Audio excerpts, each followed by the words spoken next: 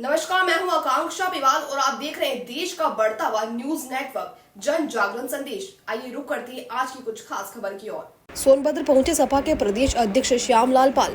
पत्रकारों से की प्रेस वार्ता। इंडिया अलायंस बड़ी मजबूती से पूंजीवाद के खिलाफ लड़ रही है। किसानों व नौजवानों के उत्पीड़न को लेकर इंडिया गठबंधन चुनाव के मैदान में मजबूती से डटी है। भारतीय संविधान को खत्म करने के लिए भाजपा 400 सीटों की बात करी है। 6 चरणों के अब तक के चुनाव में भाजपा चुनाव से बाहर हो चुकी है। इंडिया गठबंधन सरकार बनाने जा रही है। भाजपा की सरकार ने गरीबों को मिट्टी का तेल देना बंद कर दिया। यदि आपकी सरकार आती है तो क्या गरीबों को मिट्टी तेल फ्री मिलना शुरू होगा? केरोसिन केवल मिट्टी का तेल ही नहीं, हम लोग तो बहुत सारी चीज जो मूलभूत आवश्यकता है जनता की, उस मूलभूत आवश्यकता को फ्री में देने का काम करेंगे। इन्होंने जनता को शिक्षा के लिए कदम नहीं बढ़ाया।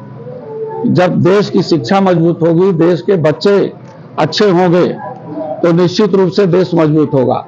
लेकिन शिक्षा इतनी महंगी कर दी जिस पर जीएसटी 18% लगा दी।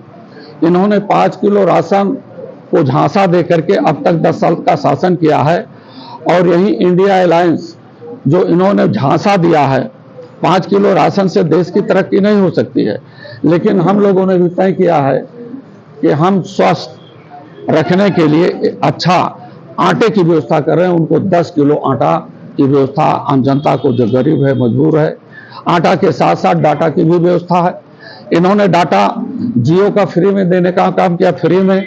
और जब फ्री इनका जियो चलता रहा तो आज जियो का चार्ज कितना है।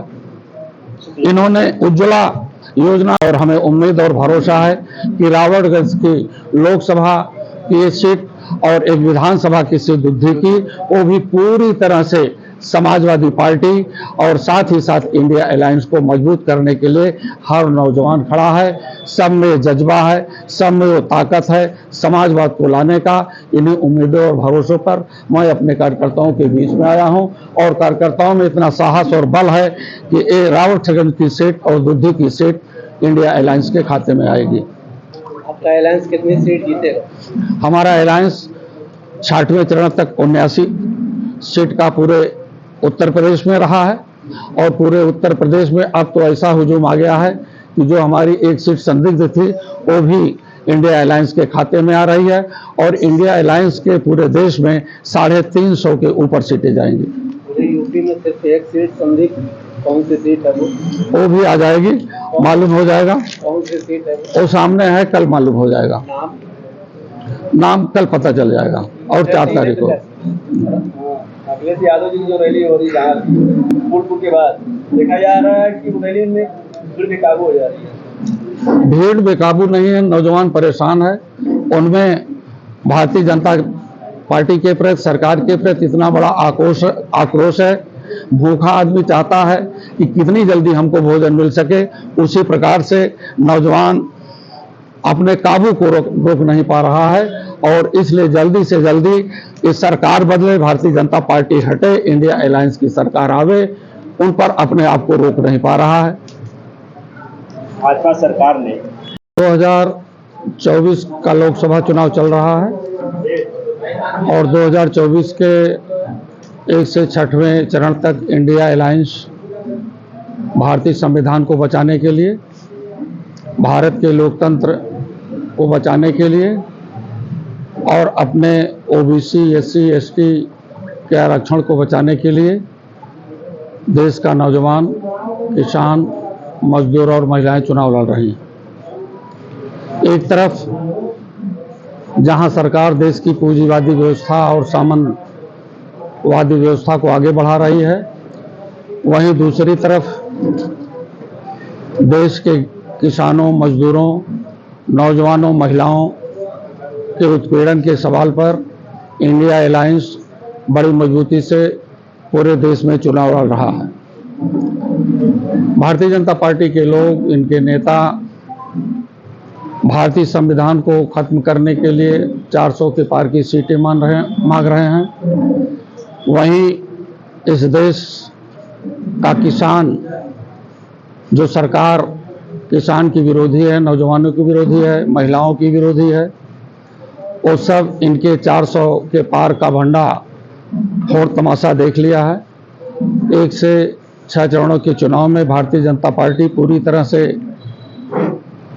बाहर हो चुकी है और इंडिया अलायंस बड़ी मजबूती से लड़कर के देश में सरकार बनाने जा रही है।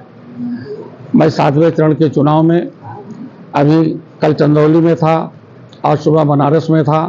बनारस से चल करके सोनभद्र के कई कार्यक्रमों से होते हुए आप लोगों के बीच में आया हूं।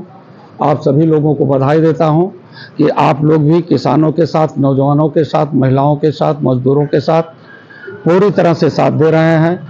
मैं बधाई दूंगा कि इस देश का संविधान बचा लीजिए।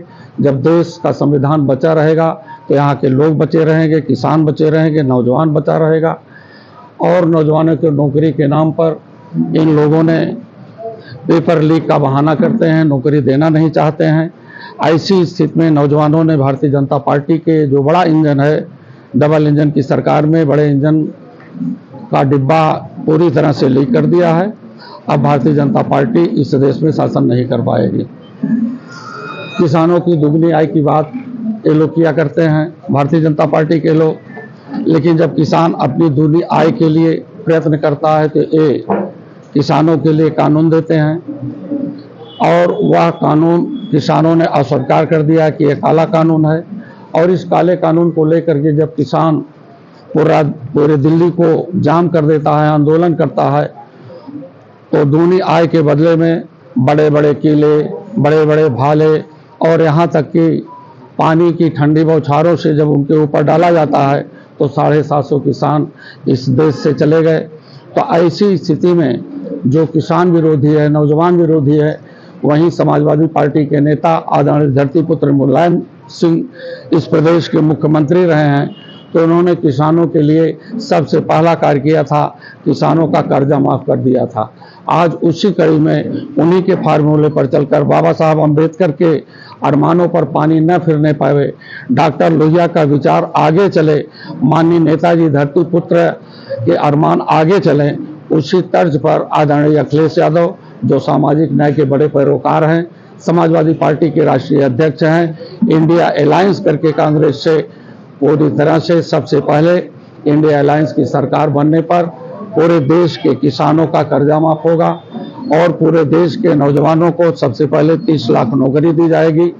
हर परिवार में, महिला परिवार, रात्रि में पेट्रोल डाल करके उसके परिवार को भी मिट्टी नहीं दी गई और उसको जला दिया गया। और ये आतंकवादी खुद हैं, ये गुंडे खुद हैं। मणिपुर में आप देख लीजिए, हमारी बेटी को नंगा करके चौराहे पर नचाया गया। क्या क्या दुर्गत नहीं हुई, उस बेटी के नाम पर पूरा भारत विदेशों में शर्मसार हुआ। ये गुंडे और माफिया खुद हैं, ये दूसरे पर गलत आरोप लगाने का काम करते हैं। इनकी कानून व्यवस्था पूरी तरह से ठप है। लोग महंगाई से परेशान हैं, लोग उस महंगाई से निजात पाने के लिए इनके पास कोई रास्ता नहीं है।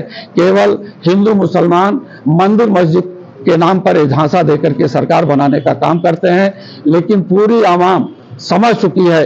केवल पूंजीवादियों और सामंतवादियों को छोड़ करके सभी लोग एक लाइन पर आकर के बाबा साहब डॉक्टर अम्बेडकर के सपनों का भारत बनाने के लिए, भारतीय संविधान को बचाने के लिए संकल्पित है, लोकतंत्र को बचाने के लिए संकल्पित है। वहीं पर जहां इनके नेता अमित शाह जैसे लोग कहते हैं कि एक बार फिर से सरकार हमारी बना दीजिए, हम तो भगवान को लाए हैं, लेकिन ये भगवान से भी बड़े हो गए हैं, जबकि भगवान सबको लाने वाले लोग हैं। तो इनकी सरकार बना देने पर ये कह रहे हैं कि हम ओबीसी, एससी, एसटी का आरक्षण खत्म कर देंगे। कौन सा ऐसा पिछड़ा दलित, ओबीसी, एससी या जनरल का है जो ईडब्ल्यूएस के अंतर्गत है, कौन अपना आरक्षण खत्म करना चाहेगा? इसलिए वह अपना भारतीय संविधान बचा रहा है, लोकतंत्र बचा रहा है और अपने आरक्षण के साथ खिलवाड़ नहीं करना चाहता है। इसलिए इंडिया अलायंस को भारी मतों से जिता करके वो देश में केंद्र में सरकार बनाना चाहती है। भारतीय दंड